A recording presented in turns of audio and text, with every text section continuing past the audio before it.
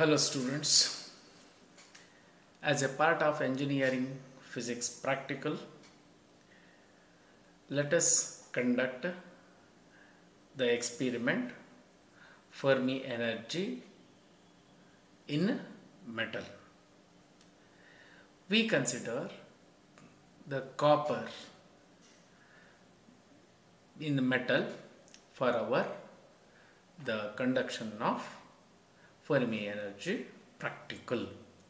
Okay, now let us understand first what is Fermi energy. Before going to the Fermi energy, let us know normally electrons are partially filled in the conduction band of metal. If there are n number of free electrons per unit volume, means electron density, free electron density is n, then there are n number of energy level to occupy the electrons. Pauli's exclusion principle states that not more than 2 electrons occupy in each of the energy level. If 2 electrons are occupied in every energy level, n by 2 energy levels are filled. At 0 Kelvin, the electrons feels orderly as shown in diagram. The topmost energy level that is occupied by electrons is called Fermi level. Topmost energy level occupied by electrons is called Fermi level. And that energy of electrons occupied in topmost level, okay, means energy of electrons occupied in Fermi level, topmost level, at 0 Kelvin is called Fermi energy. Energy of the electron in the topmost level is called Fermi energy. This is the maximum kinetic energy of the electrons. The value of Fermi energy is so negligibly appreciates with increase in temperature. With increase in temperature, Fermi energy also increase. Electron goes into the higher state, but it is negligibly appreciates. Now, what is Fermi temperature? Fermi temperature is the the Fermi energy expressed in terms of thermal energy. Then temperature of the temperature what we get is called Fermi temperature. Therefore, energy of electron in topmost level is expressed in terms of temperature is called Fermi temperature. Then Fermi energy is directly proportional to temperature. Then according to this equation, EF is equal to KT, or EF is directly proportional to T. And Fermi velocity. The Fermi velocity, what happens? So that is when electrons occupied in a certain energy level, what will they do? So that with that kinetic energy, they are moving throughout the crystal, free electrons. So that they are moving with certain velocity. When highest energy electron moving with velocity, that is called Fermi velocity. Okay. The Fermi velocity in terms of kinetic energy we can write EF is equal to half mv square. Here that equation is written like this, mv square divided by 2, where m is the mass of the electron. Also temperature coefficient of resistance is given by 1 by R into delta R divided by delta T, or 1 by R into slope. So that with increase in temperature or decrease in temperature, if the resistance changes, normally the resistance or resistivity of the material keep on varying with respect to temperature. Okay. So for that purpose, so in this here, so that if we draw the resistance against temperature or graph, we get the slope. Therefore, alpha is also, alpha means temperature coefficient of resistance is also given by 1 by R into slope. Now let us, so that from above three equations, okay, so that we arrive at the equation of Fermi energy for doing the practical. Okay, this is given by the Vf into capital T divided by capital R whole square into m by 2 into delta R divided by delta T whole square. So, and also the EF is equal to Vf into capital T divided by capital R whole square into m by 2 divided by slope into slope whole square. The first one is theoretical value and second one is graphical, because that gives slope square. Right, delta R divided by delta T. What is delta R divided by delta T? So that while taking the finding the resistance at various temperatures, okay, then what happens? We can take R1 minus R2 is the resistance, two values of the resistance. Corresponding temperatures T1 minus T2, that gives delta T. Hence it is delta R divided by delta T whole square. So by calculating this, we get the answer in terms of joule. Then if we divide the final answer divided and by 1.6 into 10 to the power minus 19. If we divide the final answer by 1.6 into 10 to the power minus 19, we get the answer in electron volt. Right? So now let us go for the experimental setup. Experimental setup is like this. So that it is normal, the circuit diagram, so that contains a power supply. Power supply is constant current power supply. Means what? That maintains the current constant throughout circuit, whatever may be, in any condition. Okay. So that ammeter connected in series, voltmeter is connected parallel to the copper coil. I said we are going to determine the Fermi energy of copper. That copper is considered in the form of coil here. Okay. So that is very long wire, copper coil is, and very thin wire. So that about 0.2 millimeter, like that, cross section area. Okay. So we need very long. So the otherwise what happens? So that change in resistance, it is very much less, negligible. So with the change in temperature. For that purpose, we take very long wire and form it in the form of coil. That is kept inside the test tube that contains water. That test tube contain water is immersed in the water vessel.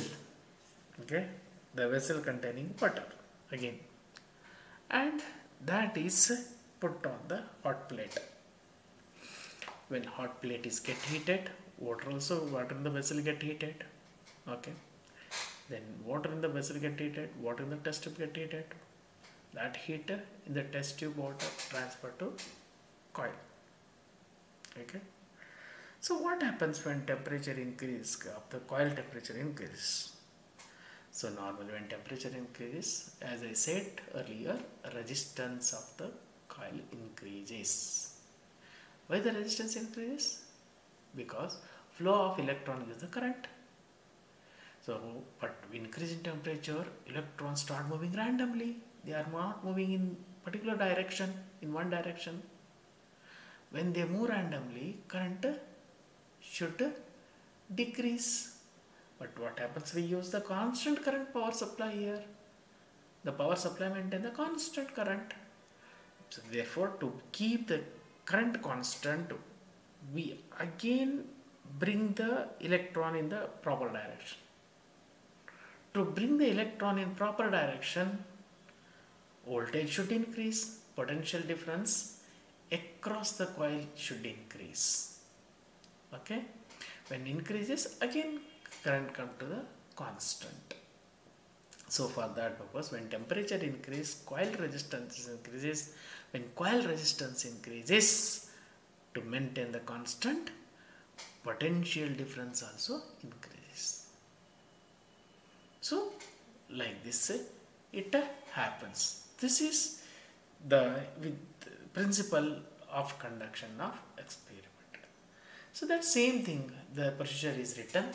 Okay, the circuit is connected as shown in figure. Okay, so that this is coil, parallel to the coil, voltmeter, ammeter in the circuit in the series with the constant current power supply. Okay, so constant current power supply is used here, hence current remain constant throughout the experiment. Copper coil with thin wire is immersed in the water of a test tube, and test tube is placed in the water vessel.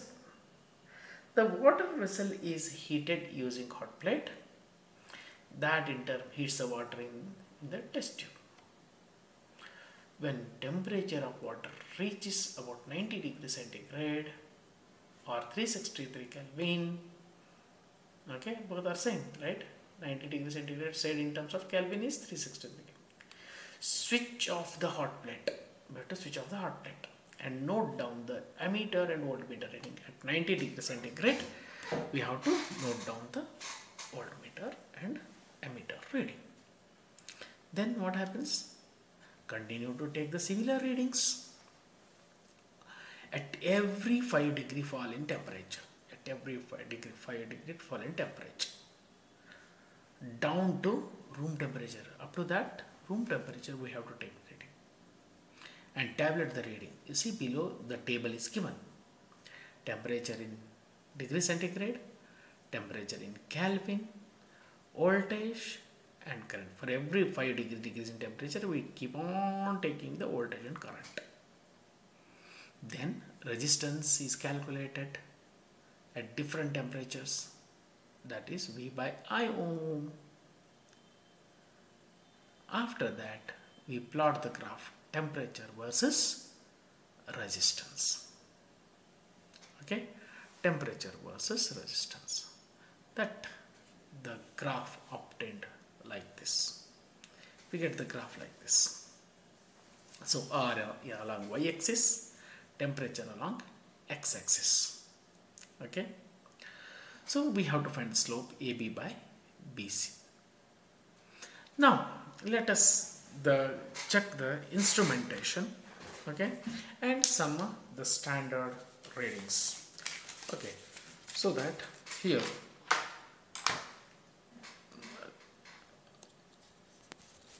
see, this is the instrumentation. Here with this diagram circuit we are doing the experiment. So you see here, this is the constant current power supply, okay, and so this is circuit is here in this. What is this? This here this is there is a gap. There is a gap.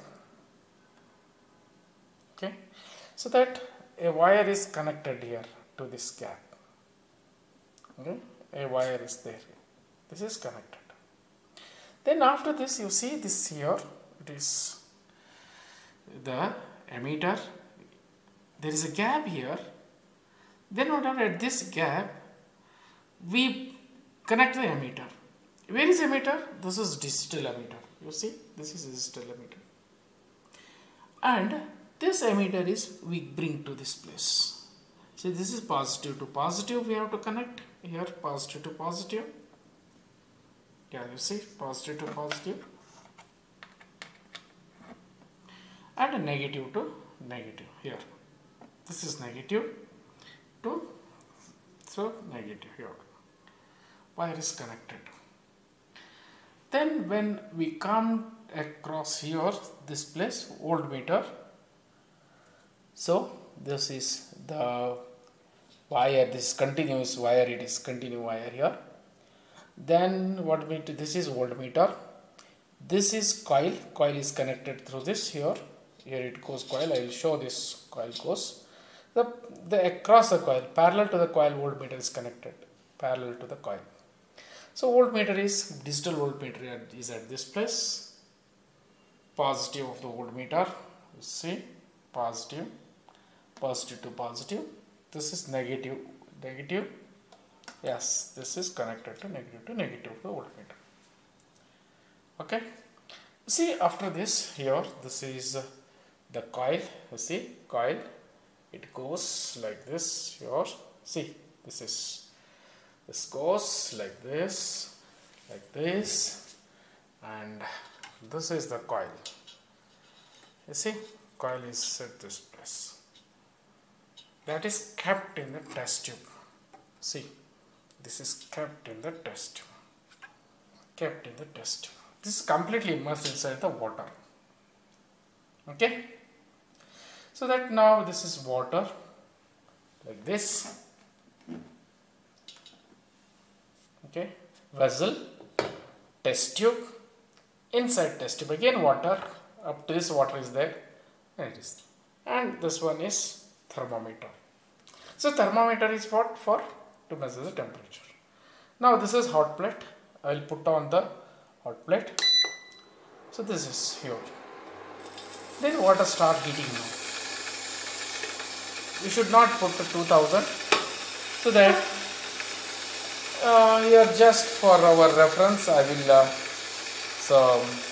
putting at 2000. Normally better to put at 1000. Then after this what happens? Water is get heated. Then temperature increase slowly. Okay. When temperature increases about 90 degrees centigrade in the thermometer, so there is in between the line is there. Okay. So that you are starting the reading. After the temperature in the thermometer, reaching 90 degrees centigrade, so that you should, reach 90 degrees, you should put off this. Then you should take the reading of ammeter and voltmeter. Then after that, the temperature go on reduces. When temperature go on reduces, for every 5 degrees in temperature, you keep on taking the voltmeter and ammeter reading. How it happens? Now I will show some standard readings. You see, these are some standard readings. Okay. So at every 5 degrees, you see, I think you are getting this. Okay. So 90 degrees centigrade, 363 Kelvin, voltage is 50.4, then current is 47.3. It goes like this. Okay, it goes like this. So that it goes like going like this. Then after finding this one, so that resistance is calculated. R is equal to V by I, ohm in terms of ohm. Okay, so that the complete, I am showing this like this. You are taking the reading. Here it is 90 degrees centigrade to 40 degrees centigrade readings are taken. Okay, readings are taken. Okay, see here. So that I'll make some zoom in, so that voltmeter and ammeter readings. Okay, from 90 degrees.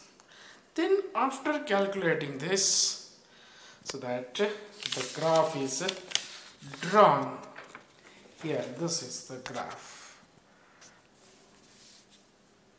This is the graph. See the graph. Okay. So that, and slope also calculated. The graph is like this.